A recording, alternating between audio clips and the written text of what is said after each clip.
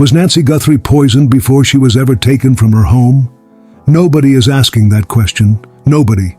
Not the FBI, not the networks, not the true crime channels pushing their thumbnails. Nobody. But I am asking it tonight. And by the time this video is over, I think you're going to be asking it too. Because the evidence, the real evidence, not the viral rumors, not the fake ransom notes, not the internet noise, the real evidence points somewhere that is far darker than anything the mainstream coverage is willing to go. For 5 months, the FBI hid a horrifying secret about the disappearance of Nancy Guthrie. They let us believe this was a live rescue mission. They let a family go on television and beg. They let the world hold its breath. But a newly revealed ransom note from the alleged abductors just changed everything, containing 5 chilling words. She's buried with nature now. The kidnappers claim her death was an accident. They claim they didn't mean to kill her. They claim she died shortly after the abduction, quickly, unexpectedly, and that it wasn't supposed to go this way. But tonight, we are asking the one dark, terrifying question that absolutely no one else is asking. Was Nancy Guthrie systematically incapacitated, possibly poisoned, before she was ever taken from her home? Because here is what nobody is reconciling. A professional kidnapping crew targeting a high-value hostage worth potentially millions in ransom does not accidentally kill their payday. Dead leverage is worthless. Dead leverage cannot speak on a phone call to her daughter. Dead leverage cannot prove she's alive. Dead leverage cannot be exchanged for $4 million in Bitcoin.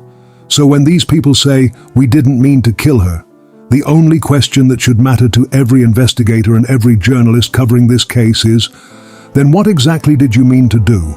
And I think the answer to that question is sitting in a toxicology report that has never been run. Because there is no body, there is no autopsy, there is blood on the porch, there is a pacemaker that went dark at 2:28 in the morning, and there is a note that says she died shortly after she was taken from a house where she was, by all accounts, in her normal state of health just hours before. Something happened between 9:50 p.m. when she went inside that door and 1:47 a.m. when a masked man put his gloved hand over her camera. Something that law enforcement has not explained. Something that the ransom note writers apparently didn't plan for. And I think it's time we started talking about what that something might be. Stay with me. Before we go any further into the poison theory, I need to lay the groundwork. Because the ransom note landscape in this case is one of the most chaotic, deliberately confusing information environments I've ever seen in a true crime investigation. And you need to understand the difference between what is real and what is noise. When Nancy Guthrie disappeared on February 1st, 2026, the people who took her apparently had a communications plan. Notes started arriving within 24 hours, sent not to the family directly, not a call to Savannah's phone, not a message to the house, but to media outlets. TMZ, KOLD, the local Tucson television station, other news desks, sent through online tip forms, Gmail addresses, anonymous channels designed to be difficult to trace. The first note arrived on February 2nd. It was addressed directly to Savannah Guthrie. It opened, "Hello, Savannah. We have your mother, Nancy." It demanded $4 million in Bitcoin. It set a deadline. And then, and this is the detail that made investigators sit up straight, it contained specific, non-public information about the crime scene. The kind of information you can only know if you were there. It described a white Apple Watch band left on the bedroom floor. It described a broken floodlight on the back porch. Gold anchor Mary Coleman, who reviewed that first note, told CNN, "A lot of it is information that only someone who was holding her for ransom would know." Then came the second note, February 6th, same IP address, same channel. No ransom demand this time, no deadline, just a statement. Nancy Guthrie was dead. She died shortly after the abduction. Her death was unintentional, and she was, and I want you to hold this phrase, buried with nature now. Savannah Guthrie and her siblings saw that note. On February 7th, they recorded an Instagram video, and Savannah said, "We received your message, and we understand. She said that while standing next to her siblings, on camera, for the world to see, while privately carrying the weight of 5 words that told her mother was already gone. The family was silent about that for 5 months, out of respect for a law enforcement embargo, out of hope that maintaining the communication channel might lead somewhere, out of a grief so enormous most of us cannot imagine carrying it in private, let alone in public. Then, the fake notes started flooding in. Dozens of them.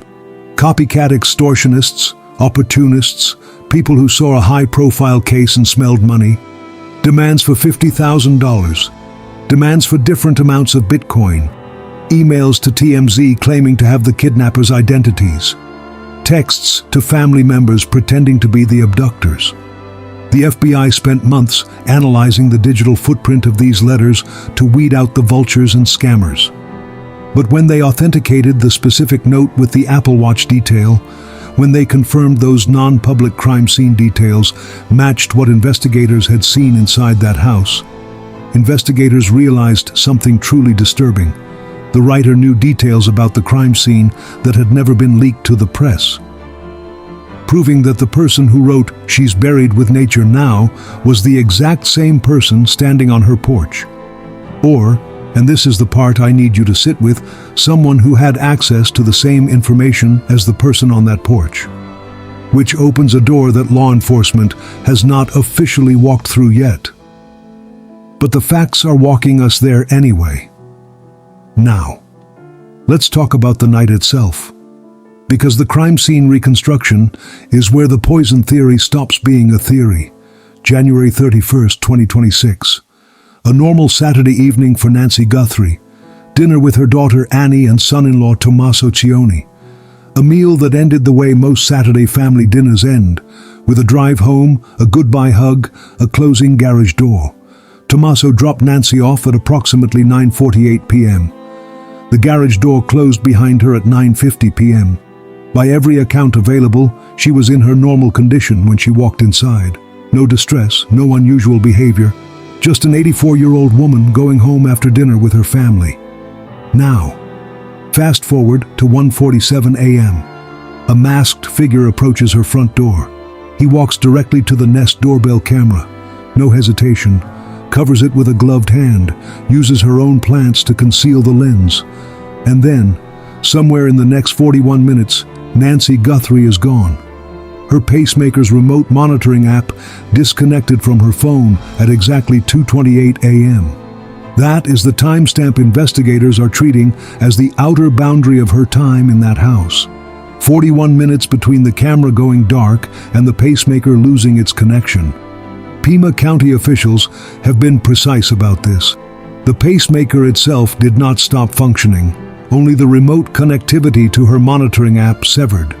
That detail matters enormously, and we're going to come back to it. What happened inside that house in those 41 minutes? The blood on the porch tells us part of the story. Drops confirmed by DNA to belong to Nancy. Not a smear, not a pool. Drops consistent, according to former FBI profiler Jim Clemente's analysis, with someone who was already incapacitated, not fighting. Consistent with someone being carried or dragged, not someone who ran or struggled. There is also this, a single strand of hair recovered from the interior of the house, currently being processed by the FBI's forensic labs. Part of the DNA evidence sent to Quantico. Think about it. If a professional kidnapper wants a multi-million-dollar payload from a high-profile family, dead collateral is worthless. They wanted her alive for the ransom. So when they claim her death was an accident, it leaves only one logical conclusion. They didn't use a weapon to subdue her. They used a chemical agent. And that means the countdown on Nancy's life started before she ever left her front door. Think about the math of this. An 84-year-old woman with a pacemaker. Home alone for nearly 4 hours between 9:50 p.m. and 1:47 a.m. A professional crew that had been surveilling this property since at least January 11th, 3 weeks prior.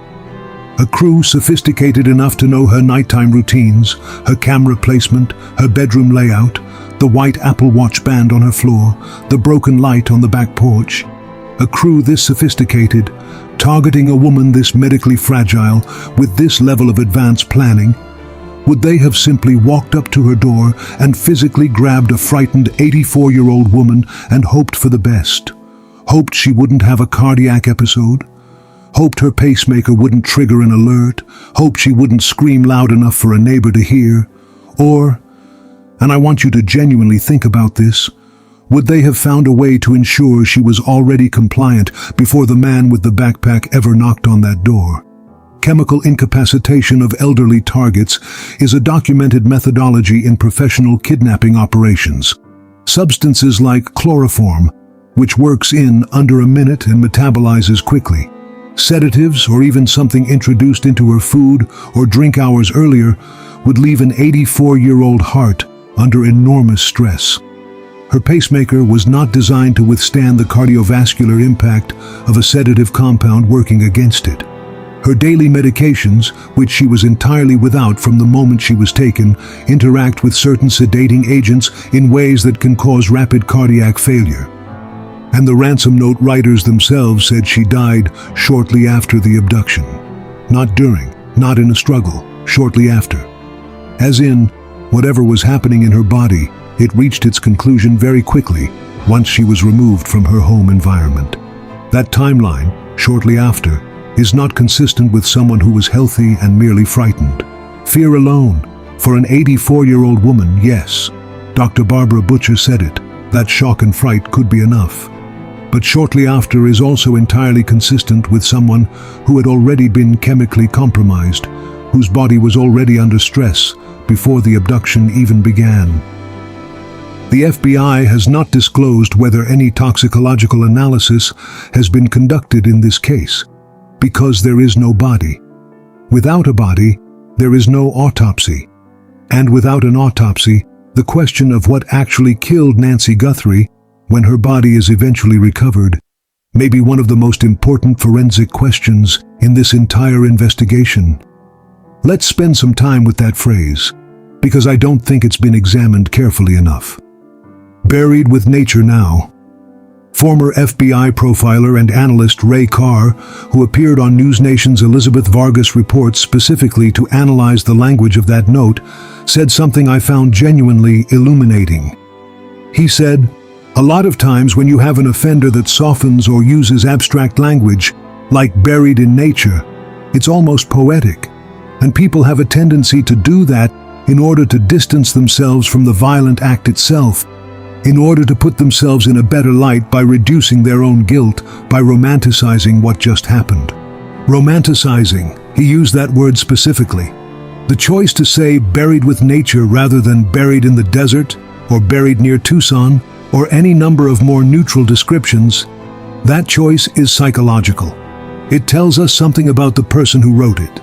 It tells us they needed to make what they did sound softer than it was, gentler, more humane. People who accidentally kill their hostage and feel genuine remorse don't poeticize the burial site. People who need to manage their own guilt do. And Carr added this, "I think the writer's main issue here is their central issue is the intent. What they want the message to get across to the public is that what happened wasn't intentional." Intent. They are obsessed with communicating that this wasn't their intention. Why does that matter so much to them? If it was truly an accident, if an 84-year-old woman simply died of fright in their presence, why does the note spend its emotional energy on establishing non-intent rather than providing the information that would actually prove it? A location, a landmark, a description of where she was left that would allow her family to find her. They didn't give that. They gave poetry, and poetry is not an accident. Now, the geography. The Catalina foothills neighborhood where Nancy Guthrie lives sits at the base of the Santa Catalina mountain range, one of the most dramatic and isolated desert landscapes in the American Southwest. Drive 15 minutes north and east, and you are in terrain that hasn't seen consistent human foot traffic in decades. Dry washes, rocky canyon basins, prickly pear and saguaro so dense that search teams move at a fraction of normal speed. Temperatures in February that drop into the 30s at night and climb back above 70 by noon, a freeze-thaw cycle that accelerates decomposition of organic material in ways that complicate forensic recovery. Buried with nature in that context is not vague. It is almost geographically specific. She is not in a building. She is not in a structure. She is outside, in the elements, in the kind of terrain that swallows things. As we saw when a 1,000-year-old bone can sit exposed in a dry wash for centuries before anyone finds it. Federal search teams and volunteers have been conducting quiet grid searches of the perimeter based specifically on this phrasing. The Mexican search volunteer group Buscando Corazones Nogales received an anonymous tip in June claiming she was buried near Nogales along the US-Mexico border and conducted a search. Nothing was found. The phrase "buried with nature" isn't just a poetic metaphor. It's a geographic map. It tells us the perpetrators didn't have a safe house prepared. They panicked. But as search and rescue teams focus entirely on the desert floor, they are missing the most critical piece of forensic evidence left behind inside the house itself. That single strand of hair. That hair is at Quantico right now. It is being processed through genetic genealogy analysis. And whatever that hair tells investigators, whatever it reveals about who was in that house, it is going to be far more useful than any ransom note. Because the notes can lie, DNA cannot. I need to stop for just a moment.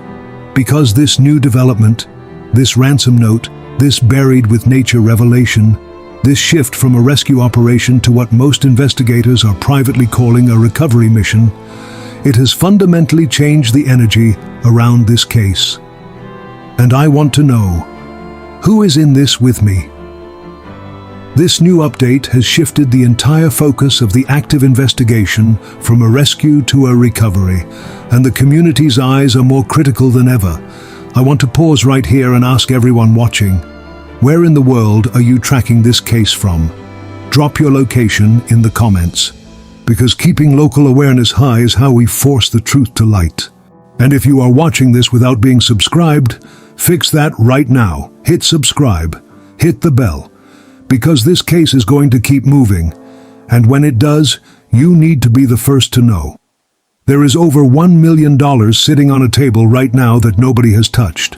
$1 million from the Guthrie family, $100,000 from the FBI. A combined reward of $1.1 million, announced publicly, verified, legitimate, waiting for anyone who comes forward with information that leads to Nancy Guthrie's recovery, or to the arrest of whoever is responsible.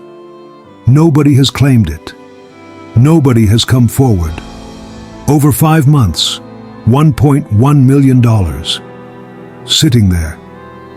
And that tells us something, because that money doesn't scare just anyone away. Casual opportunists will always surface when there's that kind of money on the table. We've seen it. The fake notes, Derek Colella with his burner app texts, the TMZ emails claiming to have the kidnappers on video. The opportunists came. The reward didn't stop them. But the person who actually has the answer, the person or people who know where Nancy is, who put her there, who hired the masked man on that porch, they haven't moved, they haven't taken the money, they haven't tried to negotiate a deal. And that silence is more revealing than anything the ransom note said. Because the moment the second note was sent, she's buried with nature now, the kidnappers went completely dark. No more demands, no more deadlines, no more communication of any kind with the family or the media.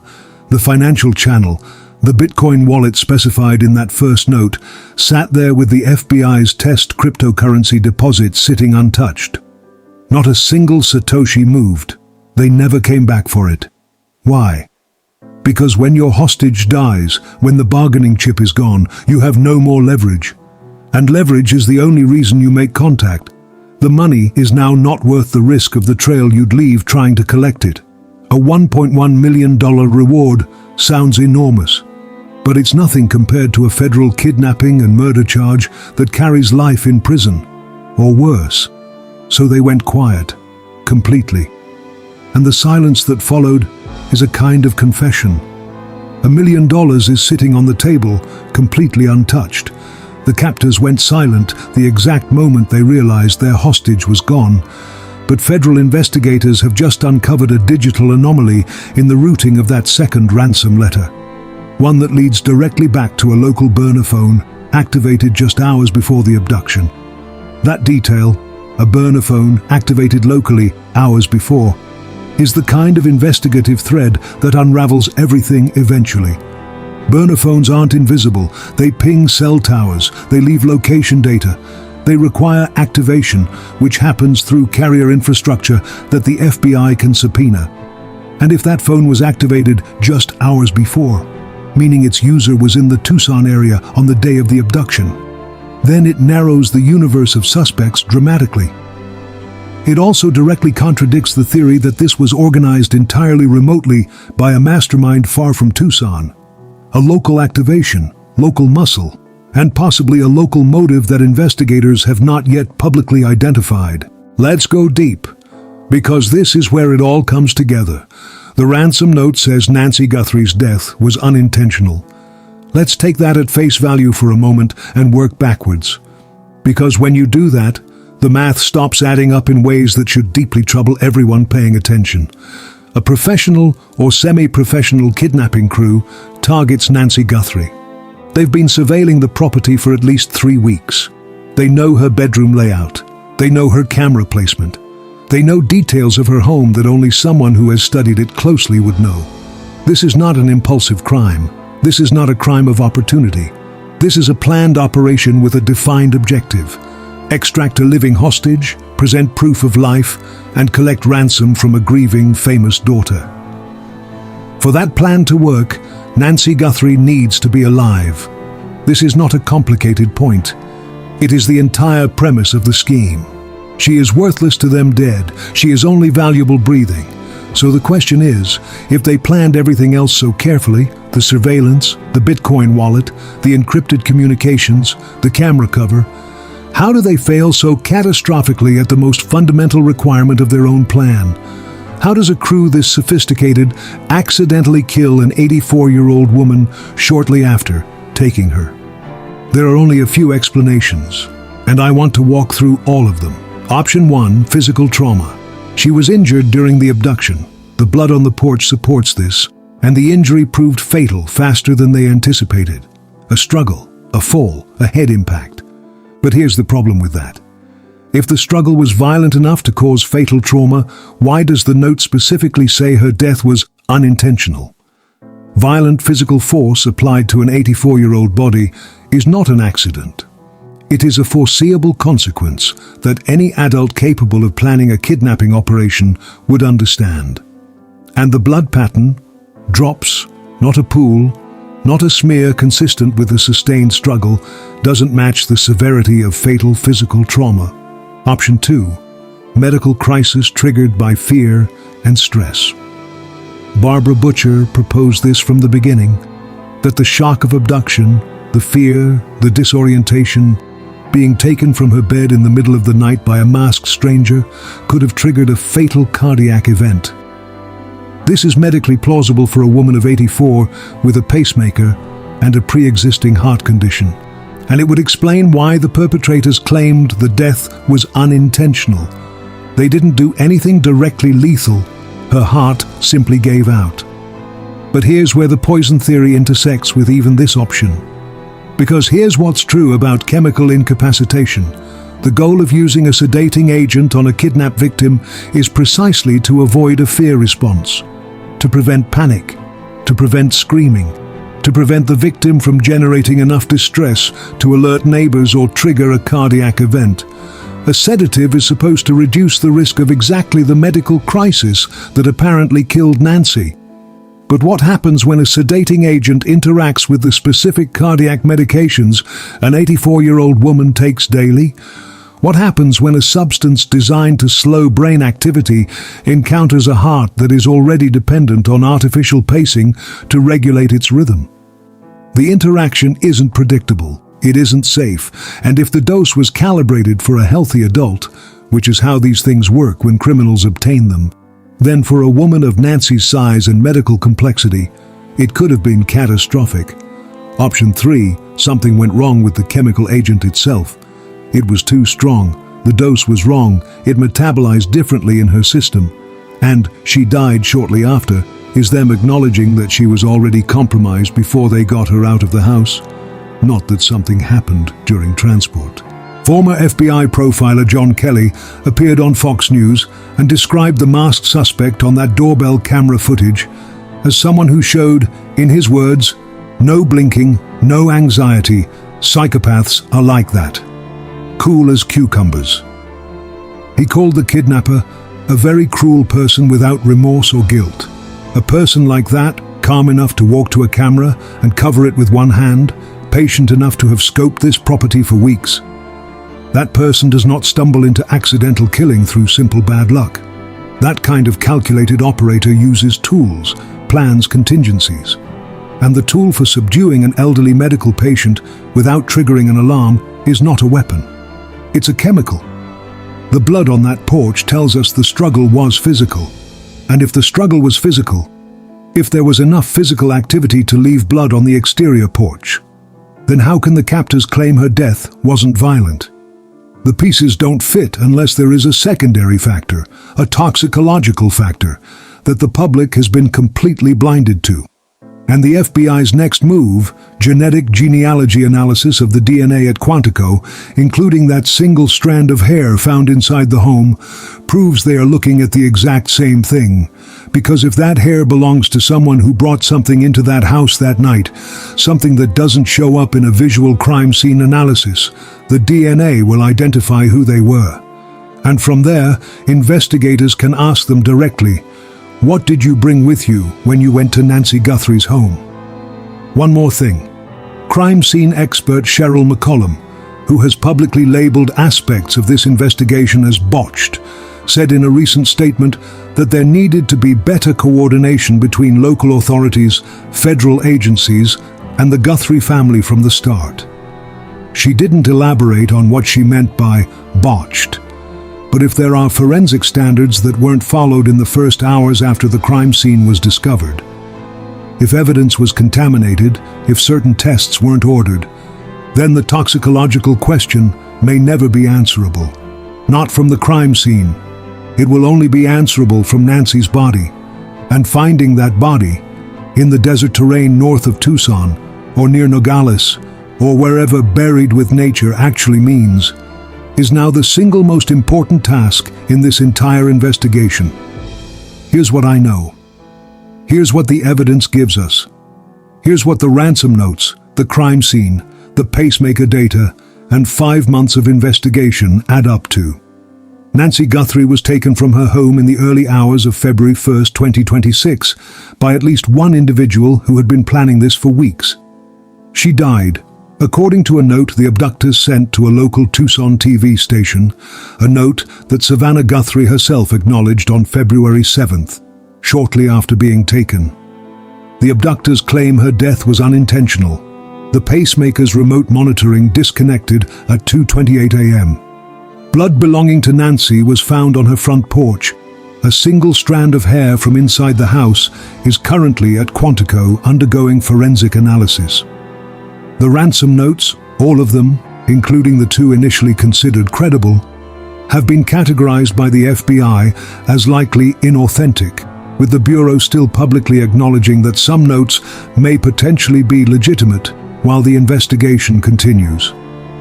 A local burner phone activated hours before the abduction remains a live investigative thread.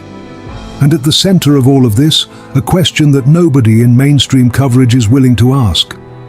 Was Nancy Guthrie's body already compromised before the man with the gloved hand covered that camera? Was what happened on her front porch in those 41 minutes not a violent struggle, but the final devastating consequence of something that had already been set in motion? Something chemical, something planned, something that was supposed to make her compliant, and instead made her dead. The kidnappers want us to believe this story is over, wrapped up in the desert sands. But we will not let a botched crime turn into a forgotten cold case. We will keep asking the hard questions until the truth is fully exposed. If you know anything at all, call 1-800-CALL-FBI. You can remain completely anonymous. Over $1.1 million in reward money is waiting, and it is still waiting. Make sure you hit that subscribe button, share this video, and stay tuned as we follow every fracture in this investigation. This is Brian's Criminal Unmasking Crime. Stay safe, stay sharp, and I will see you in the next deep dive.